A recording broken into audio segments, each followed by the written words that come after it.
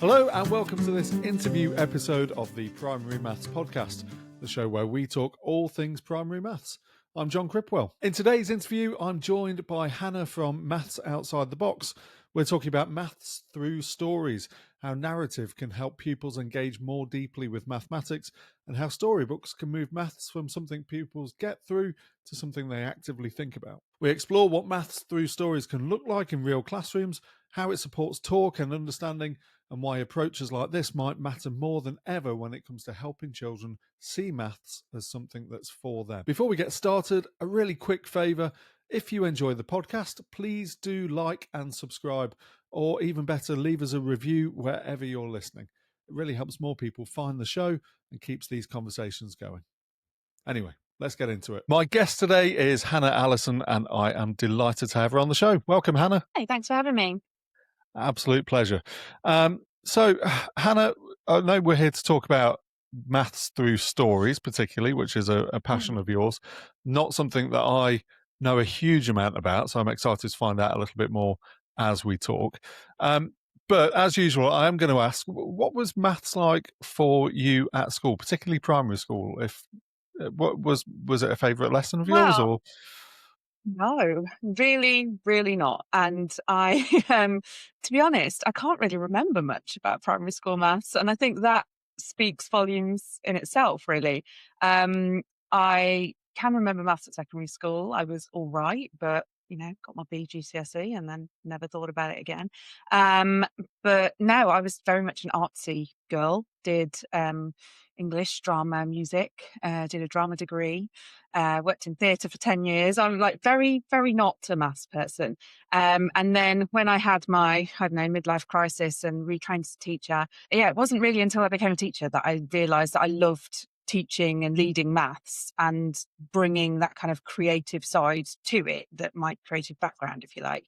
But yeah, primary school, I can remember other things from primary school. I can remember my English lessons. I can remember my history lessons, my art lessons, but I really can't remember maths. And I assume it must be because it was quite formulaic and quite different looking to what a primary classroom looks like now, because I'm ancient. Yeah, so that's probably fair.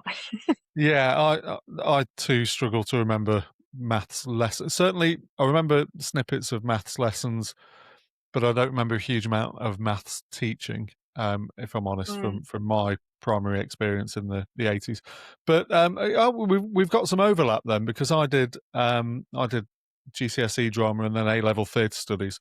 Didn't end up working in the theatre, but did have ambitions to at one point. So I too didn't particularly enjoy maths at school, but found a love of it through teaching. So it's interesting we're having this people, conversation today. well, exactly. It's funny how people come to the realization that actually they are mathematicians and they can do maths, and actually it is something that can be enjoyed rather than just experienced or got through in so many words. So obviously you have a passion for the English side of things as well as maths, and as you said, you did find that you enjoyed teaching maths and leading maths at school. Lots of people would suggest that sort of English and maths are completely disparate and separate, and almost a dichotomy of you are either an English person who enjoys stories and reading and writing, or you're a maths person who enjoys numbers and logic and calculations and things. Where do you stand on that side of the argument? I hate that. Like, absolutely, you can be both. We'd be neither, I guess. But yeah, I think there's room for both in most people's brains, and they can be quite different skills. But that's where I think storybook maths and what I've kind of become, got this a bit of a niche in this, is it's a really nice overlap between the two. Because you can use a lot of the skills that you would be encouraged to be using in maths, problem solving, thinking, unpicking things. You're doing a lot of the same groundwork, even if you're coming up with an answer that looks quite different. So no, I think they can actually work together really, really well. Lovely. I was hoping you were going to say that, I'll be honest. This could have been quite a different interview otherwise. But Yeah. So you mentioned storybook maths and maths through Mm. stories. Could you, for those of us that are less familiar with that sort of approach, could you give me an Sure. example of what that might look like? Yeah. So I think I came to it a little bit when it was maybe around lockdown, around COVID, and it was kind of the time, the rise of the scheme is what I call it, when, we're all kind of delivering power maths lessons and white rose lessons and all of these things now. And I think it's almost gone back to the non-memorable maths that I maybe experienced at school, and trying to inject a little bit of fun here and there. I'm not scheme bashing. I think a scheme has got its place, but what can we use in parallel with those schemes to support the schemes, but to make, to kind of raise the profile of maths and make it interesting and make it memorable and make it fun. And I came across a load of books that were recommended to me, I think just through my Amazon account or something like that. And I used a bit of the maths budget to order a few and read them and pass them on to colleagues. And then it kind of grew from there, really. So I should clarify that what a maths storybook is, I guess, because Yeah. a lot of people talk about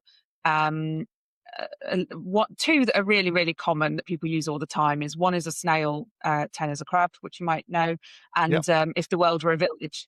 And they are brilliant books, and I do lessons with those all the time, but they're not stories. So they're not maths storybooks, they're just maths picture books. Storybooks are like any other storybook, have got a story and characters and a setting and a context, and they are also teaching you a mathematical concept, but there is characters, and there's some books that have a whole series, so you get to know the characters quite well. A lot of people are familiar with the circumference books. Don't know if you know those ones. Is that a um play on a knight, as in circumference? exactly, Okay, exactly. lovely. I love what they've So done there. yeah, Yeah. lots of, yeah, and it's very on the nose. There's like circumference gets Decima's point. It's like lovely. Yeah, a lot of that. And there's, for younger children, there's like the Mouse Math series about a little mouse called Albert, and he does lots of different things. And so that you kind of get to know the characters for some of the books. Some of them are standalone, but some of them have recurring characters in them as well. So yeah, you can really kind of take a bit of a deep dive into it should you want to. Okay, so I've come across a couple of those sorts of books. I mean, obviously, I've seen maths storybooks in schools. I've seen them in school libraries and things, kind of sadly, probably Mm. gathering dust a little bit. Um, I've bought a couple myself. A Place for Zero, I quite enjoyed, and then How Big Is a Million, I think, is a beautiful Yeah, book. If you're familiar yeah, with that, Hannah, I'm sure you are. But for listeners, it's the story of a penguin who's trying to figure out how big a million is, and at the back of the book, you've got this fold out. I don't want to spoil it, but this fold out sort of great big sheet of paper that folds out with a picture of the night sky on it, basically, and every star on it. If you count them all up, there's a million of them, and it's a beautiful representation of what a million is. But I've never really been sure. I've shared those with the class, not necessarily in a maths lesson. I just shared them as a different sort of book. And the How Big Is a Million, I was teaching in year 5, 6, I think, when I shared that book, and they loved mm, it as much as anybody else. But I think that book you could use all the way down to reception yeah, and nursery, absolutely. but there's wonder within it, which is fantastic. But Mm. I'm less sure about how I would have used those in a maths sort of lesson context. Are we just talking about sharing a book outside of the maths lesson, or are you thinking about using maths storybooks in lessons? No, I definitely use them as a standalone lesson. So I've used them in different ways. I've used them as a hook, like a introduction of a topic. It kind of depends on the book and how it's written. But it might be a really, really nice way into a topic, a bit of a soft launch of something really new. But they can also work kind of mid-unit for deepening understanding. And also at the end, like if you can, like as a consolidation or even a recap, kind of few weeks after that learning. Particularly, you mentioned earlier about circumference being a play on, and actually loads. It's in A Place for Zero as well. A lot of the names and a lot of the places will be puns.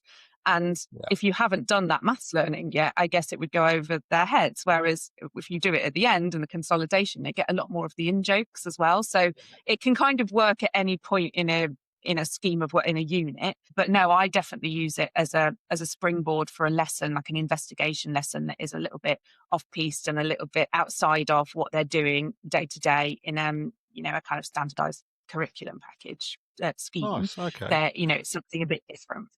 Yeah. Are you I'll put you on the spot? Are you able to give us an example of how you might have used a book like that to run a Yeah, lesson? absolutely. Was it just reading the book and Um, then talking about it, or did you do something with it? no, no. I'm thinking about. Let me think of a good one. One that I do all the time is a story called Fractions in Disguise. Don't know if you know that one. No, no, not come Um, across that. it's about it's about these people, weird people that collect fraction art, and they have this kind That's of not weird at competition all, going. Hannah. I It I might know. start it after this It's a little conversation. yeah, okay. It's a little bit strange, but it's lovely because it's like lots of visual representations of what a fraction looks like. So there's fractions as a globe, fraction on a wall, and Yeah. somebody steals something, one of the fractions, and the baddie is disguised it as an equivalent fraction, right? So they have to try and find this elusive fraction. So we read the book and we do lots of kind of questioning as we go through, and then afterwards, he has the main character has this thing called a reductor, which for my eyes, I mean, from the illustrations, it looks like a computer keyboard with a whisk attached to it, and he points it at the fractions and says and puts in the number to divide the numerator and denominator by, and it reduces it to its lowest possible form. So we have a bit of fun with that. I bring in a reducer that's Excellent. magical powers, and Yeah. stand at the back of the room with the PowerPoint clicker and to see if they can reduce the fraction correctly as they point it at the board, and they've got to make a sound effect and all of that. And then we go into the hall, and it's usually the hall, turn it into a bit of a fraction gallery. And so then there's more fraction art, and they have to work out what the lowest possible form of that fraction is, and they're looking for a specific one that is hiding. Um, but I love using that book because it's kind of got no parameters on it. I think when you're choosing a book to teach maths through, the phrase that I always say to people is low threshold, high ceiling. So Yeah. then have almost infinite possibility of where you can go with it. And I think the fraction that I tell them they have to look for is like 7/9 or something like that. And I can't spend all week like creating fraction art. So I think I usually disguise it as, I don't know, 21, 27, so some mathematics, Yeah. something like that. Something quite fairly simple. But obviously you can always ask the question of like, well, if you were trying to disguise this fraction, because you found it really easily, well done you, like, how would you disguise it? And they could go on forever, couldn't they? With as big a Yeah. number as they want, a question. So it's really open-ended. It's about making sure that the kind of, those high retaining children can go as far as they want with it. But it's a really nice way of getting the children involved and engaged that maybe don't always find maths quite as appealing as we would like them to. So yeah, there's a nice mix there. Yeah, I love that idea of using it as a hook. I also love the idea um, of you bringing in the prop, the reductor, and actually, using that and I children seeing what. go a bit hard. Yeah. But yeah, it's such a nice idea, and as you say, very different from what most maths lessons tend to look like in schools at the moment, which. Yeah, as I say, I think there's been lots of really, really good work that's gone on in schools in the last 10, 12 years in terms of improving all sorts of pedagogical approaches. And we think about, the use of manipulatives and representations and structures and variation and all that good stuff. But I do feel that we are potentially making maths a little bit dry at times. And I love Yeah. this approach as a way that you could engage, as you say, either at the start or at the end of a unit, and Mm. engage the children in a little bit of thinking about maths in a different way, in a more playful way. And that Yeah. really makes sense to me. Yeah, and I mean, like I say, I had a career change, so I, haven't been teaching for forever. I've been teaching for 10 years, and at the beginning of my career, we planned maths from scratch every week, and Yeah. I mean, maybe not every single lesson would have a reductor and a fraction display in the hall, but they would certainly have, more exciting, interesting lessons. I think than and like I say, I don't want to get into the sound like I'm bashing schemes, because I'm not. I think they're great for consistency, and I think they're great for filling those gaps, a lot of which have cropped up over, since COVID and all of those things. So I'm not saying that we should be doing away with them at all, but I think there is a balance to be had where you're kind of plugging those gaps and getting that procedural stuff down that the schemes can offer us, but then also finding a way No, to relate it to real and make it fun.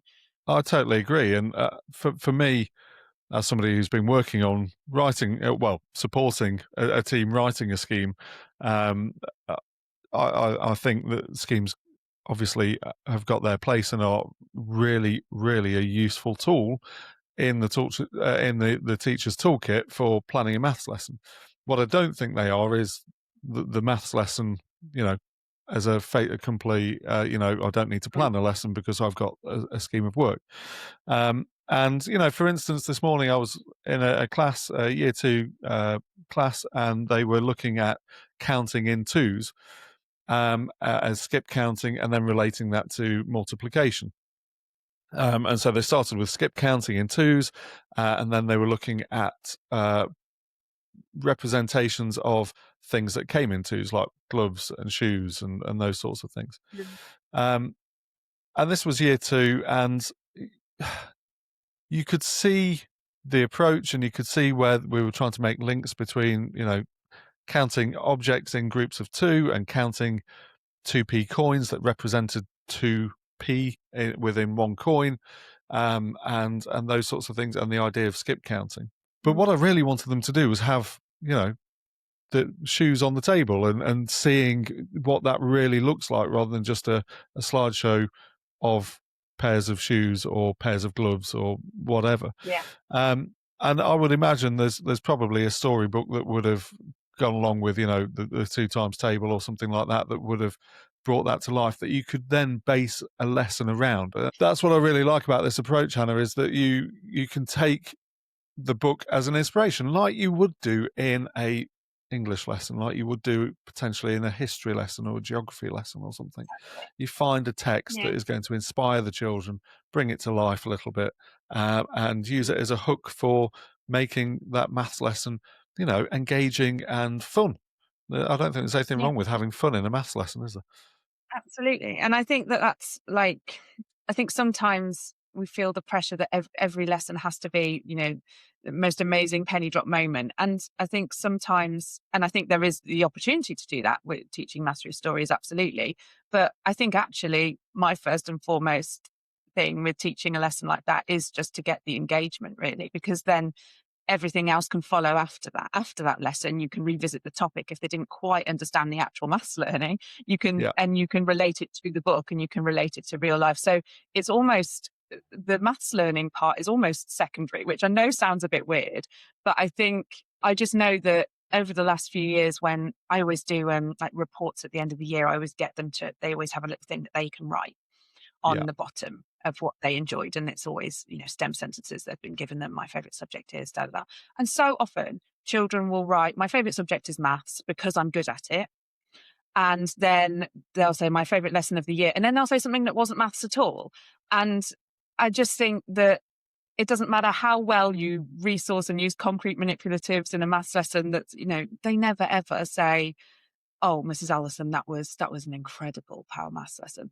That has never happened. yeah, Whereas they have written on their reports that, they loved it that time that we went out onto the field and we were trying to find the and whatever it was, madcap yeah.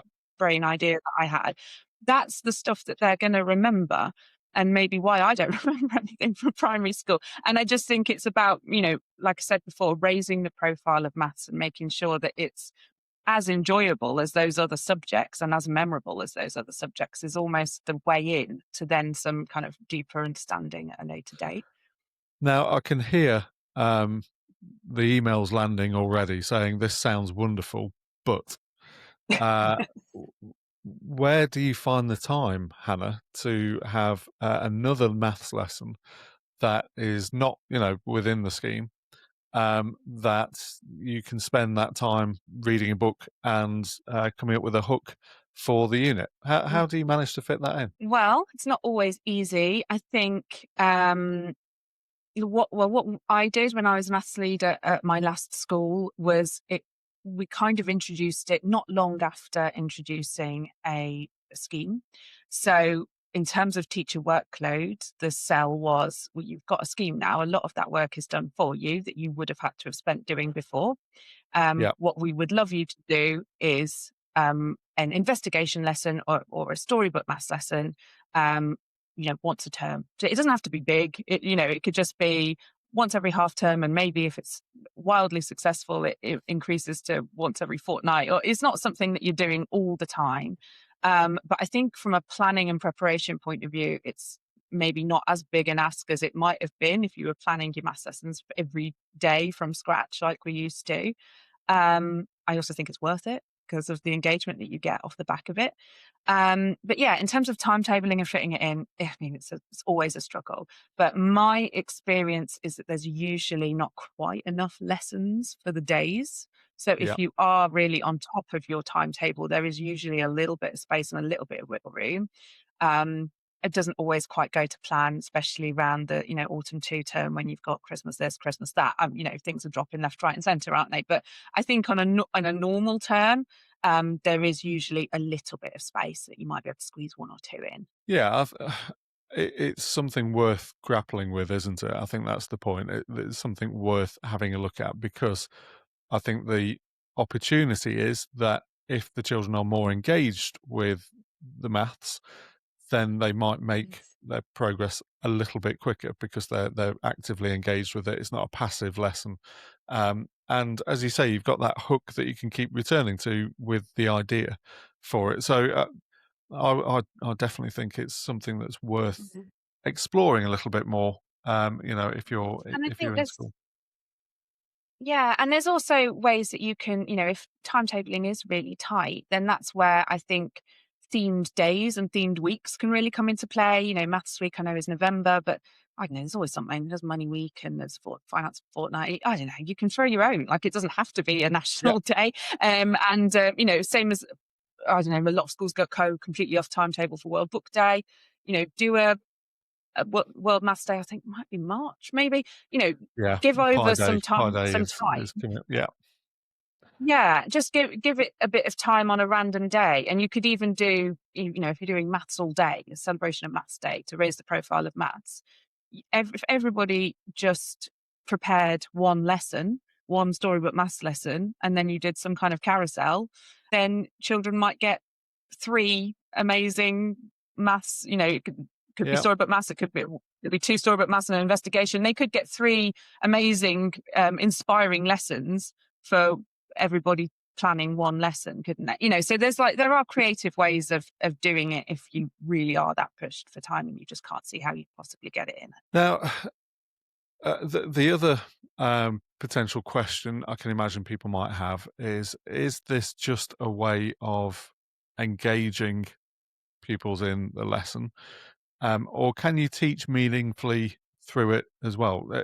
Are you making links between these stories and the scheme lessons that you are running as well alongside them? Is it a case of, and how do you manage that? Is it a case of you're looking ahead at the scheme lessons and thinking, okay, I know that we've got, let's go back to fractions for instance, I know that we've got simplifying fractions coming up.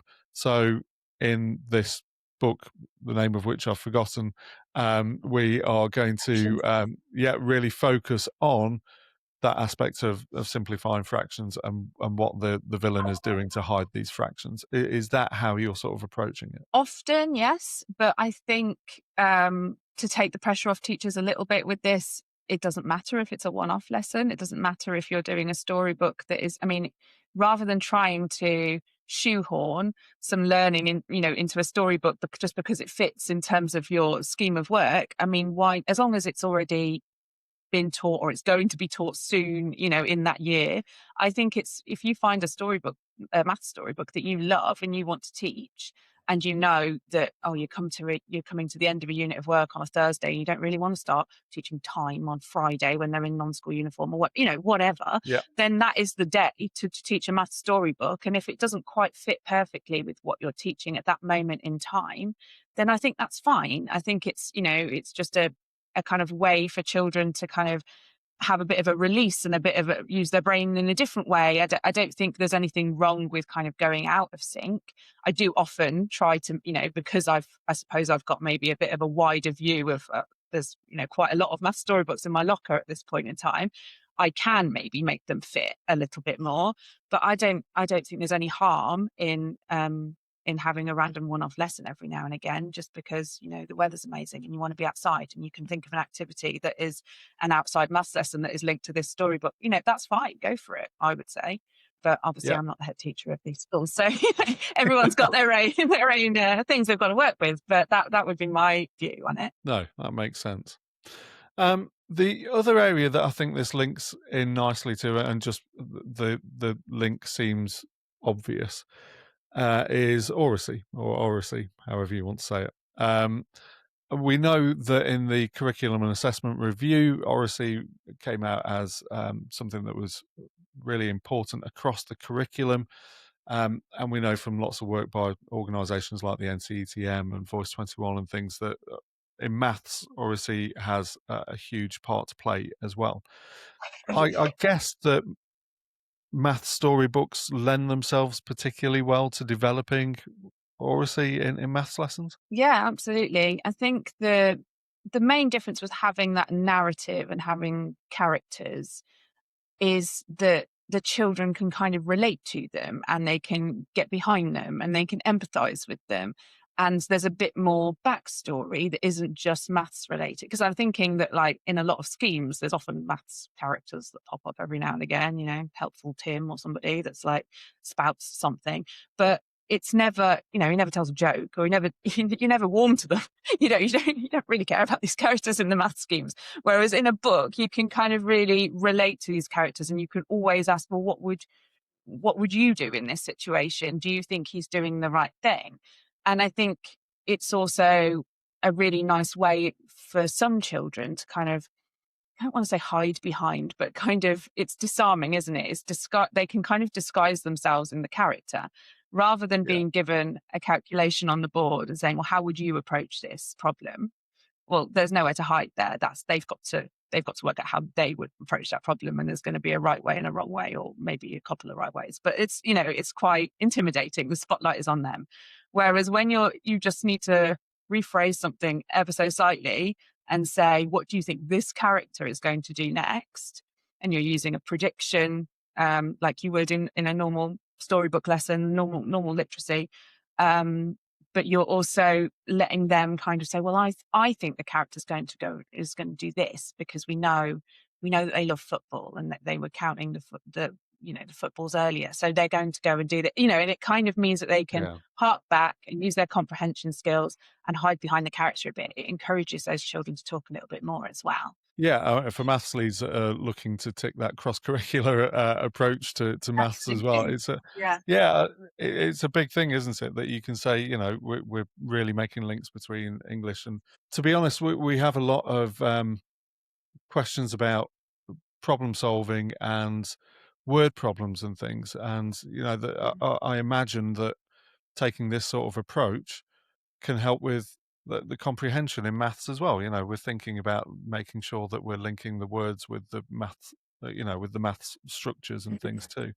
And so seeing maths as something that does involve words and stories and things must be helpful, I would have thought. Yeah, and pictures. The pictures are so helpful, particularly with, well, actually all children. I was going to say particularly with younger children, but it really brings those problems to life when it's not just a real world context. There's also a picture of not just saying, oh, if I had 3 pizzas, how many slices?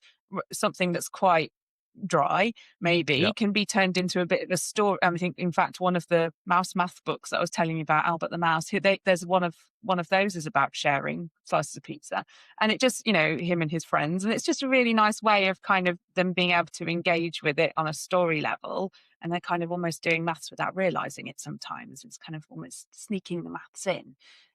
So yeah, it's really nice. Yeah, no, it all makes sense. All makes sense, Hannah, and I really do love it as an approach. Um, how about children who might be feeling more anxious or might not feel like maths is for them? Is there scope for almost an intervention or something that through storybook maths? Is that something that you've ever looked at or considered? I've never actually done it as a small group. I've always done whole class teaching of storybook maths, if I'm honest. But yeah, there's no reason why not. I suppose often the interventions are being led by TAs and LSAs that might need to do a bit more preparation than they would normally expect to, or might be a bit underconfident delivering it. So I don't know, but yeah, there's absolutely no reason why it couldn't be for a smaller group who I maybe guess what need a I'm different way. envisaging is those children that need re-engaging in maths because they've just decided that Mm. maths isn't for them, or they've really lost confidence in it.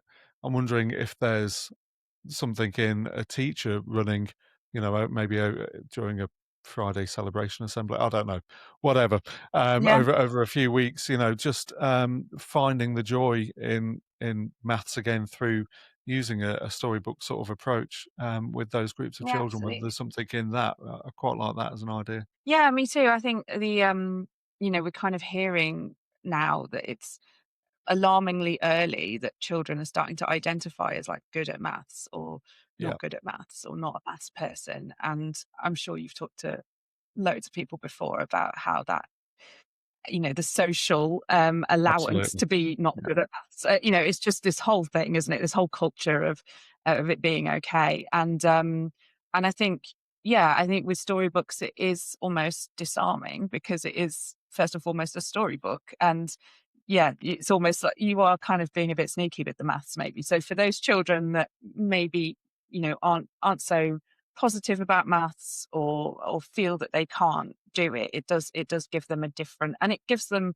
some meaning as well. It makes it meaningful, it makes it purposeful, because yes, the story we're reading is fictional, but there's still quite clear parallels that they can identify with how they might use maths in real life, similar to the characters in the book. So I think it's really, really nice for those children, and absolutely, yeah, to do it as a smaller group, I think is a really lovely idea for those children.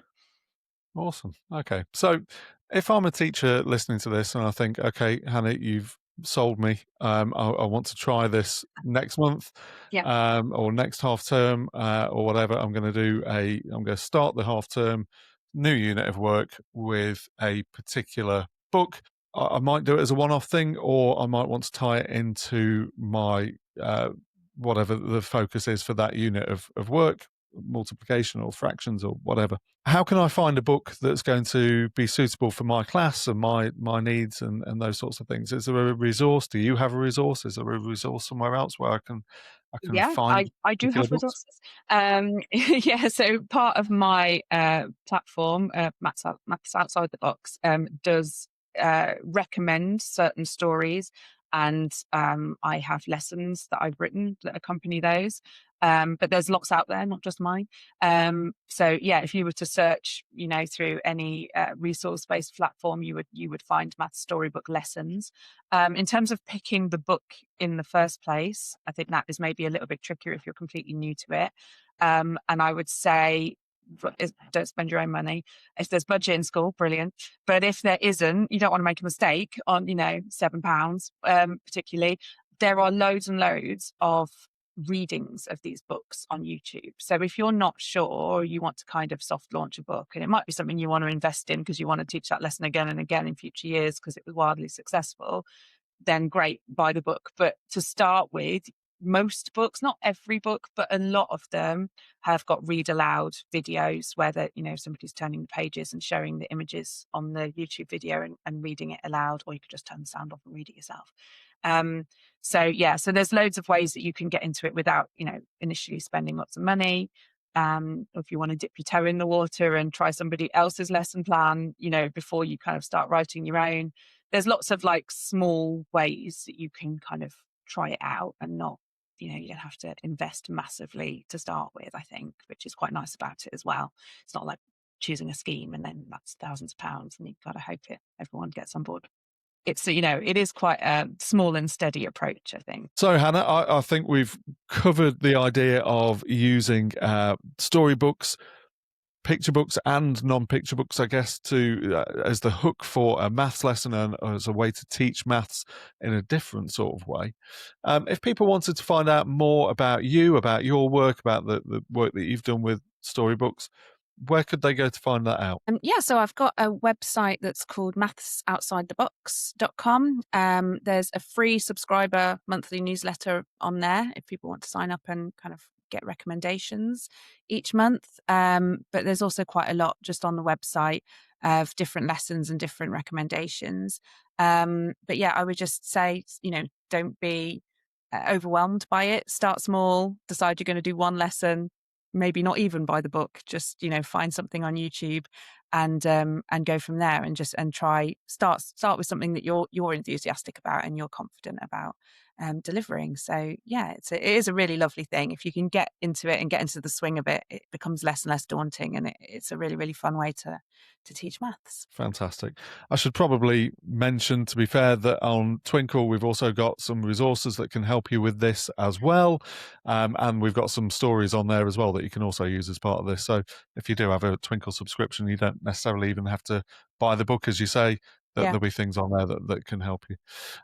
Hannah, thank you so much for your time. I hope that people just give this a go, even if it is just for a World Book Day or whatever initially, just to give it a go and try and do some maths through stories, because I think it could be a game changer in terms of engaging all the children in maths. So I really appreciate it. I hope you'll come back to us in the future. I'd love to maybe have a look at planning a lesson maybe with you around a particular storybook. So watch out for that. Otherwise, if you are listening, thank you so much for joining us. I hope that you found that useful. I'll be back with Becky on Friday for another Aftermaths episode. In the meantime, go and find a storybook. Go and find one in the school library. I'm sure there'll be one in there somewhere. Go and check out Hannah's website and give it a go for yourself. Otherwise, that's all for today. Thank you so much for joining us. Have a great week in school, and we'll see you on Friday.